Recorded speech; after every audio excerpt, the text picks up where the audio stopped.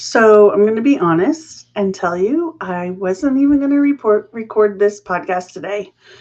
So I was just like, you know what? I don't care. And honestly, I do care, but I'm going through a thing. And so I want to talk to you about it today. If you're going through a thing too, if you ever feel like just burning down your whole business because it doesn't feel great, then stay tuned. We're going to be talking about discouragement and what to do when you feel like giving up. So, welcome to another episode of Crochet Business Chat. My name is Pam Grice, and I am the Crochetpreneur. I'm on a mission to help 100,000 women find, build, grow financial freedom through crochet.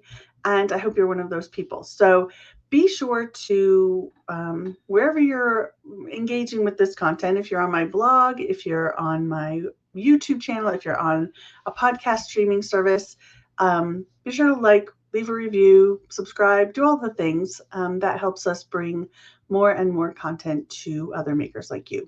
So that's out of the way. Do you ever feel like burning it down? I had a weekend where it was just weird. I just went through this roller coaster of, do I love my business right now? I do. Like, I really love my business. I love working with you all. I love helping you grow. Love helping you strategize. But every once in a while, man, I'll get an email from someone who is just entitled or hateful, or I'll get someone like purposely buying my course, downloading all the things, processing a chargeback on PayPal. And it just feels so gross to me that it just makes me feel like, what am I doing? Wasting my time serving people who don't even care, who don't even have respect for the work that I'm doing. And I recognize at the same time, it's one person. It's one person here, it's one person there. But for some reason, we take those negative circumstances and we kind of globalize it. Like, everyone's taking advantage of me. Nobody cares about what I'm doing. Nobody appreciates the time that I'm putting in to serve them. And it can stick with you, and it can snowball, and it can get bigger and bigger and bigger until you're like operating out of this place of like, I don't even like my customers, right? We see it all the time in Facebook groups where people are, complaining about, I got a negative review, or someone says, I can make that too at your craft fair, or you're charging too much. All of those things, we take the one comment and we globalize it and say, everybody feels that way and nobody likes me. And I don't even know why I'm in this business. I should just shut it down. And I think we need to recognize when that happens, like, we're the ones doing that. Not everyone is going to like you, right? So there are people that are benefiting from your business and people who support you and love what you're doing, but maybe they're not as vocal. Or even when they are, because I receive messages from people saying, thank you so much for what you're doing. Like, you're changing our lives, and that all feels really good. But our psychology discounts those things, or just, gets that immediate adrenaline hit. And then we forget about the positive comments, and we take those negative comments and we make them so much bigger than they are, and we get stuck in that cycle. So just know that, like, we have a responsibility to take care of those thoughts in our own mind, and I have a responsibility to take care of those thoughts, in order to operate from a place of reality and hope and joy. And yeah, so this is what we're talking about. I forgot to put up these little banners. So we're talking about when you feel like giving up. So just know that we all feel like burning it down at some point.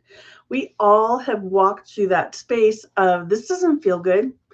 My business doesn't feel uplifting. I don't enjoy waking up each morning and going to work. And we need to recognize that it's a moment. It's not forever in your business, because you have choices and there's things you can do to make it better. So I was reading a book this weekend called Think and Grow Rich by Napoleon Hill, and he tells a story in there about a guy who purchased a gold mine, or purchased some land in Colorado, and eventually dug a mine, found some gold, and dug out all the gold he could find, and then spent weeks and weeks after he lost the vein trying to find it again. And eventually he decided there's no more gold, we can't find the vein. He sold the mine for pennies on the dollar, sold all his equipment, and went back to where he came from. Well, the guy that purchased the mine from him was like, got an expert involved, did some scientific surveys and things, and was told there's gold just feet from where the hole is dug. So they dug in the right direction, they found the vein, and he made millions and millions of dollars. And the message is that sometimes when we feel like burning it down, we are just inches from a breakthrough. We're inches from the success that we're looking for.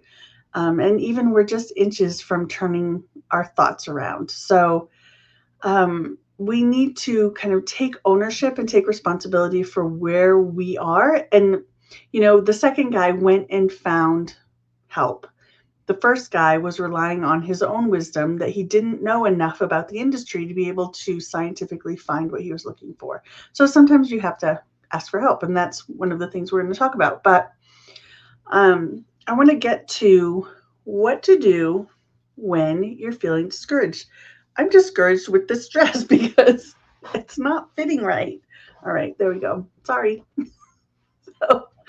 All right, what to do when you're discouraged. So the first thing is, like, take a break. If you need to take a break, like, walk away, take a weekend away, take a week away, go on vacation. Sometimes you just need to go for a walk. Sometimes you just need a nap. Like, figure out what you need and take a breath.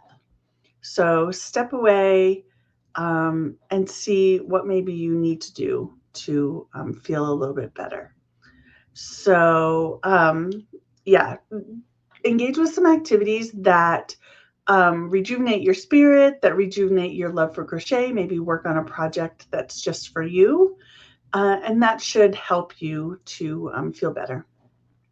Okay, the next thing is to seek guidance and support. So consider joining a business coaching program with Crochetpreneur or another business coach. Find a mentor in the industry. Find a community of fellow crochet business owners. This could be a free Facebook group. This could be a paid Facebook group. It could be a mastermind, someplace where you're together with business owners who are at a similar place as you, people who are actually taking action. There are a lot of Facebook groups where there are people who are just complaining and getting stuck in that complaining. I hate my business. I don't like my customers place. Don't connect with those groups. You want to connect with a group that's positive, solution focused, action focused. Those people are going to get you where you want to go rather than surrounding yourself with people who are negative. So that's that one. The next one is avoiding rash decisions, right? So we sometimes get caught up in making impulsive decisions based on our emotions at any particular time. And it's really important to say, I'm at least going to sleep on it, right? At least sleep on it. Think about the reasons you started your business in the first place. Think about all of the positive things you like about your business. Again, connect with counsel, accountability, people who are in the same space as you to help them hold you accountable to not making rash decisions. Because, like I said, it's really easy to fall into that trap of, this doesn't feel good, I'm going to do something different. And sometimes you just need to, like I said, take a break and do something strategic, but not something rash. I hope that makes sense. The next one is reconnect with your why. Why are you doing what you're doing in the first place? Sometimes we need to rework our why because our why is not fulfilling us. Oftentimes when we start a business, our why is about money. And money is typically at some point going to stop being a great motivator. So you could say, well, if I'm only going to make $200 from that, I would rather go do something else. I would rather go hang out with my girlfriends or, you know, something else where you're making decisions based on how much money. I guess I'm not wording that right, but um, I think that your why needs to be deeper. It needs to be something passion and purpose focused where you're actually serving other people, because a lot of times we'll make decisions when we're serving other people that we won't make for ourselves. So we'll do hard things if we know it will benefit the greater good. And so for me, my mission, like I said, is to help 100,000 women find financial freedom through crochet. That's because there are certain times in my life where I did not feel freedom, where I didn't have choices to live the life that I wanted to live, to make the decisions that I wanted to make, whether that was because I didn't have personal freedom or I didn't have financial freedom. It's really important to me to support women to grow personal and financial freedom so that they have decisions to build a life that looks the way they want it to look.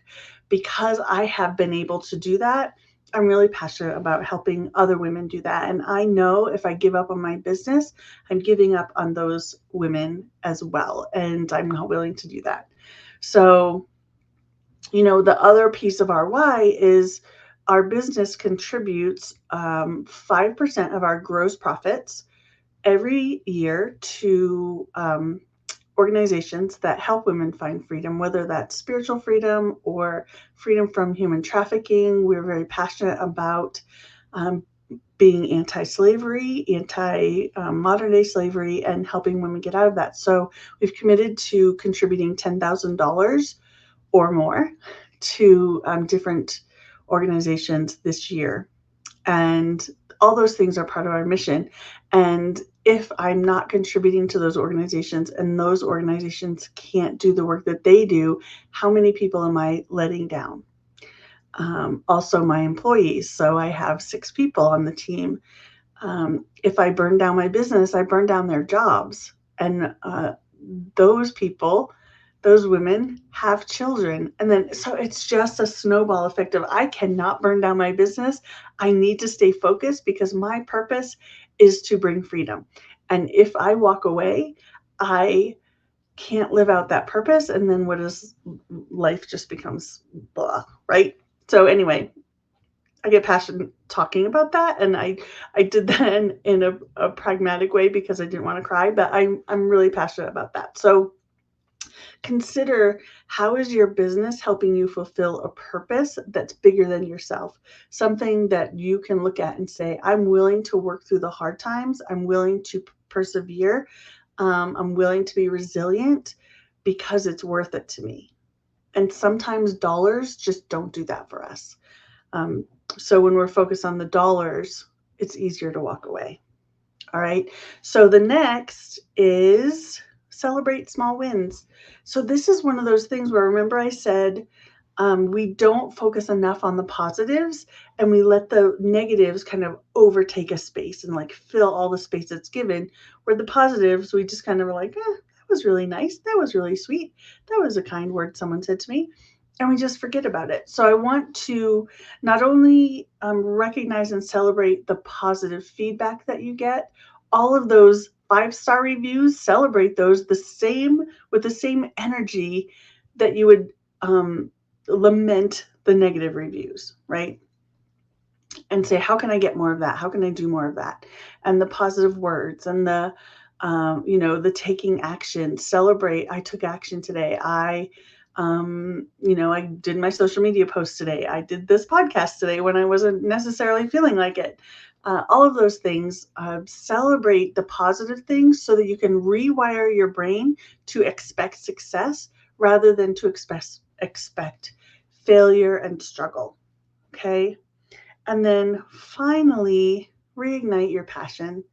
So all of these steps that I just talked about working together will help you reignite the passion you have for your business mission, for your vision, for your why, and it will help you get through those tough times.